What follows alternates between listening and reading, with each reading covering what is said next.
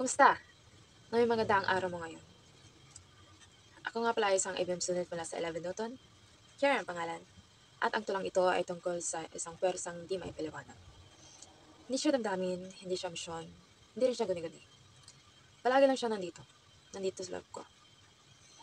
Ang layo naman nito ay upang maipalabas ko kahit na hindi maintindihan ng karamihan. Na may magustuhan nyo.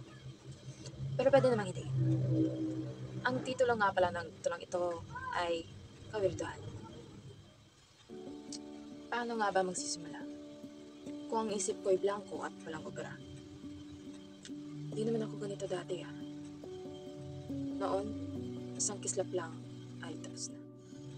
Disente man ako sa inyong paningin. Ngayon walang nakakalam sa tunay kong damdamin. Sa loob ng maskarang puno ng matatamis na ngiti. Ang malaispasyong loob na hindi alam kung sino ang gumagamit.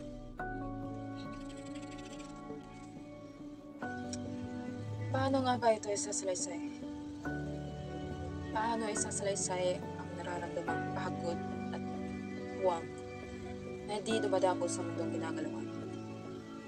Tila ba isang pwersang lumalagi sa sistema? Lumalagi. Bumupuno palagi pagkatapos ng konting emosyon. Hindi ko matukoy kung ang pinapakita ko ay tunay o emosyon. Kung man sinisisi, ang presyong natatanggap.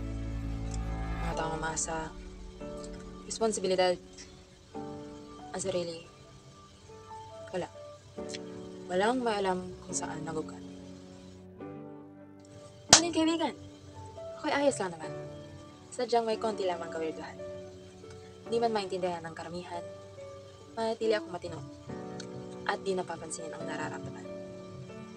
Pagkakaya aking nalito ng lubusan sa maglong laman ang aking isipan.